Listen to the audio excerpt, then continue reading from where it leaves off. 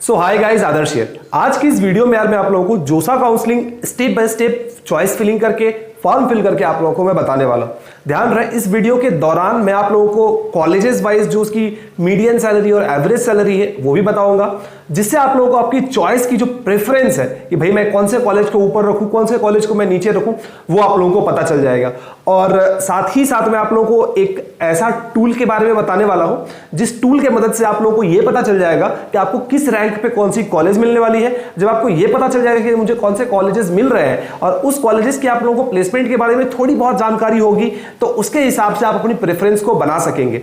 अभी मैं आप लोगों को डॉक्यूमेंट्स की एक लिस्ट दिखा रहा हूं जिसमें आप लोगों की क्लास 10th की सर्टिफिकेट है, क्लास 12th की सर्टिफिकेट है, मेडिकल सर्टिफिकेट है। अगर आपकी फॉर एग्जांपल अगर आप SC ST OBC हैं तो वो सर्टिफिकेट की भी जरूरत पड़ेगी, जेईई मेंस की एडमिट कार्ड और रिजल्ट की जरूरत पड़ेगी। तो उन सारे डॉक्यूमेंट्स के बारे में बताया गया है आप लोगों के स्क्रीन पे, जो कि आप लोगों के लिए काउंसलिंग के वक्त काम आने वाली है। ध्यान रहे, ये सारे डॉक्यूमेंट्स आप लोग एटलीस्ट फर्स्ट राउंड की जो रिजल्ट आने वाली है उससे पहले तक जुगाड़ कर ले। वीडियो में हम लोग आगे बढ़े उससे पहले एक बहुत इंपॉर्टेंट अनाउंसमेंट है आप लोगों के लिए। आप में से बहुत सारे ऐसे बच्चे हो सकते हैं जो कि आगे चल के टेक फील्ड में अपना करियर बनाना चाहते हैं, तो आप लोगों के लिए गीक्स फॉर गीक्स लेके आया है गीक वीक, जो कि है प्रोग्रामर के लिए ही खास करके।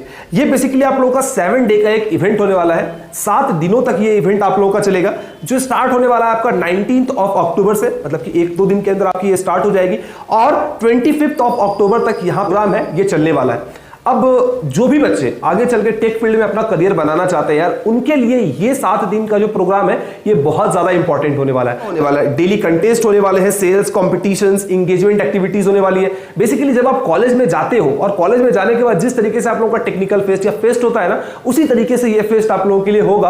और क्विज होगा, मर्जी टप, आइडिया सबमिट होगा, उसके बाद फिर गेस एंड विन प्रोग्राम होगा, हैप्पी आवर्स, और फिर कुछ कोर्सेज जो कि आप लोगों को डिस्काउंटेड प्राइस पे वहां पे अवेलेबल होने वाले हैं। बहुत सारे इंपॉर्टेंट कोर्सेज आप लोगों को फ्री ऑफ कॉस्ट भी जीतने का चांस मिलेगा। इन शॉर्ट बोलूं यार तो geek week is all about enhancing your programming skills.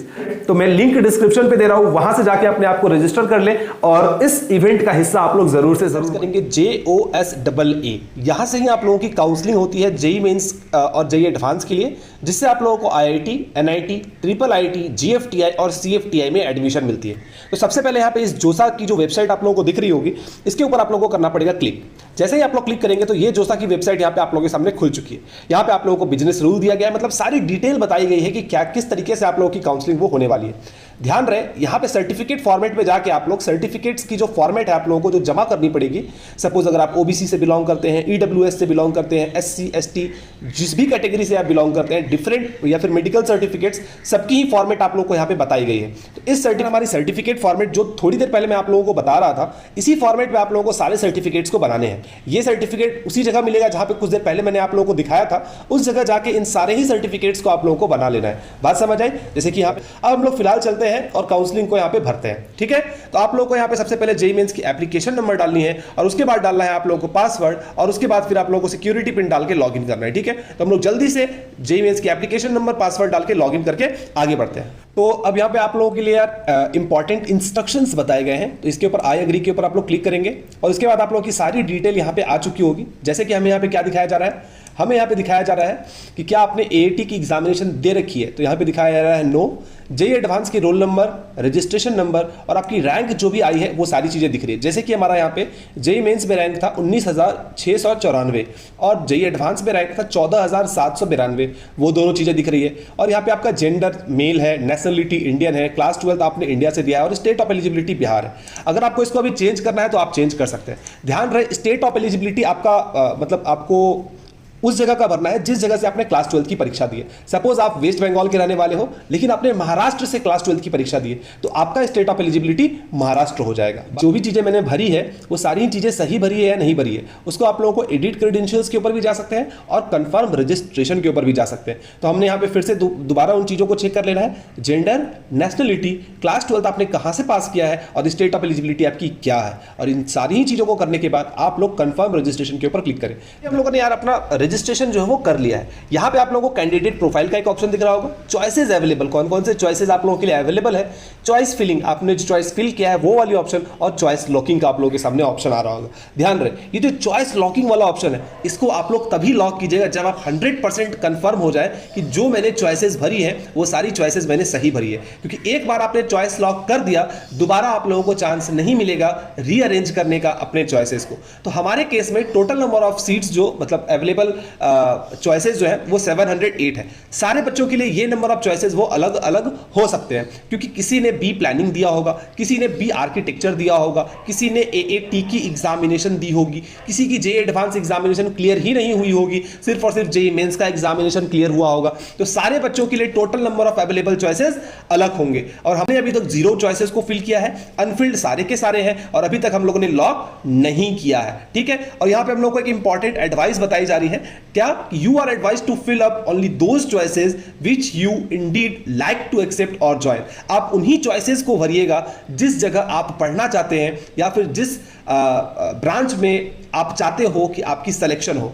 तो अभी तक यार आपने सारे स्टेप्स को कर लिया है, अब आप लोगों की चॉइस फिलिंग की स्टेप आती है। तो जैसे कि मैं आप लोगों के सामने यहाँ पे पीडीएफ दिखा रहा हूँ, आईआईटीज, एनआईटीज, ट्रिपल आईआईटीज और जीएफटीएस। जीएफटीएस में मैंने कम कॉलेजेस का वहां पे नाम डाला है, क्योंकि पर्सनली अगर आप सारे जीएफटीएस को देखेंगे तो मुश्किल से 5 या 10 जीएफटीआई के बाद बाकी सारे जीएफटीएस में मैं आप लोगों को पर्सनली रिकमेंड नहीं करूंगा कि आप उन जीएफटीएस में जाके एडमिशन लेगा। यहाँ पे जो भी प्लेसमेंट वाइज मैंने आप लोगों को बताया है, ये सारे डेटा जो अभी 2021 की एनआईआरएफ डेटा आई है उसमें जो सबमिट की गई थी डेटा, उसके हिसाब से मैंने मीडियन सैलरी बताई है। कई कॉलेजेस की मीडियन सैलरी नहीं थी, वहां पे मैंने एवरेज सैलरी आप लोगों को बता दिया है। और एवरेज सैलरी जो बताई गई है यार, कुछ वेबसाइट में वो चीजें अपडेटेड थी, कुछ वेबसाइट में वो चीजें अपडेटेड नहीं थी। फॉर एग्जांपल किसी वेबसाइट पे 2020 की डेटा था, किसी में 2021 की थी, किसी में 2019 की थी। तो जो डेटा मुझे इस वीडियो को बनाने के वक्त मिला है, मैं वो डेटा आप लोगों के सामने यहाँ पे लिखा हूं, और लिस्ट वाइज आप लोगों को यहाँ पे प्लेसमेंट दिख रही होगी। अब आप लोगों को ये पता चल चुका है कि जितने भी कॉलेजेस हैं भाई साहब, उनकी प्लेसमेंट क्या है। तो भैया अब मैं ये कैसे पता करूं कि मेरे को कितने रैंक पे कौन सी कॉलेज मिल रही है। तो उसके लिए सबसे पहले आप मेरी एप्लीकेशन जेईई एबी 360 को डाउनलोड कर ले। चिंता ना करें, आप लोगों के लिए बिल्कुल फ्री ऑफ कॉस्ट है, यहां तक कि लॉगिन भी नहीं करना है आप लोगों को। एप्लीकेशन को डाउनलोड करें, वहां पे कॉलेज प्रेडिक्टर पे जाए, जेईई मेंस का और जेईई एडवांस का अलग अलग कॉलेज प्रेडिक्टर आप लोगों को दिख जाएगा। अब अगर आपने सिर्फ और सिर्फ जेईई मेंस क्वालिफाई किया है तो जेईई मेंस के कॉलेज प्रेडिक्टर पे जाए, जेईई एडवांस क्वालिफाई किया है तो जेईई एडवांस के कॉलेज प्रेडिक्टर पे जाए। दोनों में से किसी एक को चूज करें और वहां पे जाएं, अपनी रैंक डालें, आपकी क्या कैटेगरी है, आप जनरल, ईडब्ल्यूएस, एससी, एसटी जो भी है वो डालें, रैंक डालें, आपकी होम स्टेट क्या है उसको चूज करें, कौन सा ब्रांच में आप एडमिशन चाहते हैं, कंप्यूटर साइंस, मैकेनिकल, ये सब उसको चूज करें, और आपके सामने वहां पे कॉलेजेस की लिस्ट आ जाएगी। अब क्या करना है आप लोगों को, आपने 2 काम कर लिया है। सबसे पहले आपने ये देख लिया कि मुझे कौन कौन से कॉलेजेस मिल रहे हैं, कौन कौन से ब्रांचेस मिल रही है, और उसकी अप्रोक्सीमेटली क्या प्लेसमेंट है आपको वो भी उस लिस्ट के हिसाब से पता चल चुकी है, जो कि मैंने अभी थोड़ी देर पहले आप लोगों को दिया है। उसके हिसाब से आप एक पूरी की पूरी लिस्ट बना ले कि भैया ये कॉलेजेस ऐसे हैं जिसमें मैं चाहता हूं कि मैं अपने मतलब कि एक एक करके जो चॉइस फिलिंग है वहां पे चॉइस फिलिंग उसी हिसाब से करेंगे। तो जैसे ही आप लोगों की लिस्ट कंप्लीट हो जाएगी, उसके बाद आप लोग चॉइस फिलिंग वाले ऑप्शन पे जाएं और एक एक करके जितने भी चॉइसेस हैं उस चॉइसेस को फिल कर दें। चॉइसेस दिख रहे होंगे, तो चॉइसेस अवेलेबल चीज ये हो गई। अब लोग आते हैं चॉइसेस फिलिंग का। अब यहाँ पे यार आप लोगों को उन्हीं चॉइसेस को फिल करना है जिस जगह पे आप एडमिशन लेना चाहते हो। आप लोग फिर से इस पीडीएफ को एक बार घर पे आराम से देखें और उसके हिसाब से आप लोग चॉइस फिल कर लीजिएगा कि किस जगह भाई मेरे को एडमिशन लेना है। और यहाँ पे डिफरेंट ऑप्शंस आप लोगों को यहाँ पे देखने को मिल जाते हैं। ऊपर में चॉइस फिलिंग हो गई, अरेंज फिल चॉइसेस हो गया, मतलब जो चॉइसेस आपने फिल की उसे अरेंज कीजिए, या फिर चॉइस इंटरचेंज आ जाती है, चॉइस रीचेंज आ जाती है। ये सारी ऑप्शंस, बहुत सारे ऑप्शंस आप लोगों को यहाँ पे देखने को मिल जाते हैं। तो इसमें क्या है कि अब देखिए यहाँ पे बहुत सारे ब्रांचेस कौन कौन से आप लोगों के लिए अवेलेबल है, ये सारी चीजें आप लोगों को इस कॉर्नर में दिख रही है, जहाँ पे मैं येलो कलर का कर्सर से आप लोगों को दिखाने की कोशिश कर रहा हूँ। इस जगह आप लोगों के लिए जो भी ब्रांचेस अवेलेबल है वो सारी ब्रांचेस यहाँ पे आप लोगों को दिख जाएंगी। आप लोग नीचे स्क्रॉल करके ये देख ले और मेक श्योर कर ले कि कौन कौन से ब्रांचेस आप लोगों के लिए है। अब इस जगह इंपॉर्टेंट क्या ध्यान में रखना है, देखिए यहाँ पे जैसे कि आईआईटीज और ट्रिपल आईआईटीज कौन कौन सी चीजें अवेलेबल है, ये भी आप लोगों को ब्रांच वाइज या फिर कॉलेज वाइज आप लोग देख सकते हो। ये चीज बहुत ही क्रिटिकल है। यहाँ पे आप लोगों को ये ध्यान रखना है कि कौन सी सबसे अच्छी चीज आप लोगों को मिल सकती है, उसे आप लोगों को प्रायोरिटी में नंबर 1 देना है। उसे आप लोगों को प्रायोरिटी में क्या करना है, नंबर 1 देना है। सपोज आपको आईआईटी मुंबई मिल सकती है, लेकिन आपने क्या किया कि आईआईटी मंडी को नंबर 1 पे डाल दिया, तो आपको आईआईटी मुंबई नहीं मिलेगी, आपको आईआईटी मंडी मिल जाएगी। या फिर अगर आपको आईआईटी खड़गपुर चाहिए और आपने आपकी रैंक भी उतनी अच्छी है, लेकिन आपने क्या किया कि सबसे पहले आपने सबसे पहले आपने क्या किया कि कोई पीछे वाली आईआईटी, शायद आईआईटी जोधपुर को आपने डाल दिया तो आपको आईआईटी जोधपुर मिल जाएगी, आईआईटी खड़गपुर नहीं मिलेगी। तो यहाँ पे मैंने कुछ चीज़ों को यहाँ पे देखिए ग्रीन कलर का ऐड बटन आता है, उससे मैंने कुछ सब्जेक्ट्स को, कुछ स्ट्रीम्स को मैंने यहाँ पे चूज किया है। अब ये आपकी प्रायोरिटी वाइज होनी चाहिए कि आपको सीएसई चाहिए या फिर कंप्यूटर साइंस या फिर इलेक्ट्रिकल या फिर इलेक्ट्रॉनिक्स, जो भी चीज़ें आपको चाहिए उस हिसाब से आप लोगों को क्या करना है, चूज कर लेना है कि भैया मेरे को तो इलेक्ट्रॉनिक्स एंड कम्युनिकेशन ही चाहिए, तो उसे आप लोग चूज कर लो। ठीक है, ब्रांच वाइज, इंस्टीट्यूट वाइज सारे तरीकों से आप लोग यहाँ पे चूज कर सकते हो। जैसे कि आपने ट्रिपल आईटी लिखा, ट्रिपल आईटी लिखने के बाद आपने एनआईटी को टारगेट किया, एनआईटी को लिखा, एनआईटी लिखने के बाद कौन कौन सी एनआईटी है वो आपने देख लिया। उस एनआईटी के आने के बाद उस एनआईटी को क्या किया आपने, ऐड और सब्ट्रैक्ट, जो भी सारी चीजें करना है वो सारी चीजें आप लोग आराम से कर सकते हो। ठीक है, तो ये तो सारी चीजें होंगे जो आपने भर लिया। अब एक और चीज आप लोगों को मजेदार में दिखाता हूँ। ठीक है, पहले ये सारी चीज़ों को आपने क्या किया, ऐड जो है वो कर लिया। अब जैसे कि मैं सपोज कि चाहता हूँ कि किसी भी चीज़ को ऊपर नीचे करूँ, वो भी मैं आप लोगों को करके दिखाता हूँ कि भैया एक डाउट आती है ना कि क्या मैं कोई चॉइस को अगर फिल कर दूँ तो हटा सकता हूँ या नहीं हटा सकता हूँ, वो सारी चीज़। पहले सपोज कि आपको एनआईटी जमशेदपुर चाहिए, तो मैंने क्या किया, एनआईटी जमशेदपुर को सेलेक्ट किया। एनआईटी जमशेदपुर को सेलेक्ट करने के बाद जो ब्रांचेज मुझे चाहिए उन ब्रांचेज को मैंने क्या किया कि उन ब्रांचेज को मैंने यहाँ पे सेलेक्ट कर लिया कि भैया मुझे कंप्यूटर साइंस सबसे पहले चाहिए, इलेक्ट्रॉनिक्स एंड कम्युनिकेशन सेकंड में चाहिए और कोई फलाना डिकाना कॉलेज मुझे थर्ड और फोर्थ में चाहिए। ये मैंने सेलेक्ट फिल कर लिया। अब इसमें आप कुछ चाहते हो कि किसी चीज़ को मैं ऊपर करूं, किसी चीज़ को नीचे करूं। ठीक है, सपोज कोई एक चीज़ को आप यहाँ पे चाहते हो कि मैं हटा ही दूं, सपोज इस वाले नंबर को आप चाहते हो कि हटा दूं, तो रिमूव के ऊपर बटन पे क्लिक करें। रिमूव के ऊपर जैसे ही आप लोग यहाँ पे क्लिक करोगे तो जिस चॉइस को आप हटाना चाहते हो वो चॉइस यहाँ पे हट जाएगी। देखिए हट गई, यहाँ पे ऑप्शन आ रहा है, क्लिक करें ओके। ओके पे जैसे ही क्लिक करेंगे वो चॉइस आपकी हट जाएगी। जब तक आपकी चॉइस फिलिंग मतलब आप सबमिट नहीं करते हो तब तक कुछ भी चेंजेस अगर आप करना चाहो वो चेंजेस आप लोग कर सकते हो। अगर आप किसी ब्रांच को ऊपर करना चाहते हो या नीचे करना चाहते हो, सपोज ऊपर करना चाहते हो तो आपके ऊपर क्लिक करें तो ऊपर हो जाएगी। अगर आप कोई भी एक ब्रांच है इसको आप लोग नीचे करना चाहते हो, ठीक है, जैसे कि यहाँ पे मालविया इंस्टीट्यूट ऑफ जयपुर है और इलाहाबाद है, इसमें आप लोग इसे डाउन करना चाहते हो तो डाउन के ऊपर क्लिक करें, हो जाए यार डाउन। पता नहीं यार थोड़ा लैपटॉप का थोड़ा इशू आ रहा है। डाउन के ऊपर क्लिक करें तो यार देखिए डाउन हो गई। तो इस तरीके से आप लोग ऊपर या नीचे अपने हिसाब से सारी चीज़ों को क्या कर सकते हैं और अरेंज कर सकते हैं। ठीक है, तो मेन बात इसमें यही आती है, जो एक पहले भी मैंने वीडियो बनाया था, असल बात इसमें ये आती है, आप लोगों को बस यही चीज़ ध्यान रखना है कि जो ब्रांचेज आपको सबसे अच्छी ब्रांचेज मिल सकती है उसे आप लोगों को सबसे ऊपर डालनी है, ये नहीं कि नीचे डाल दी।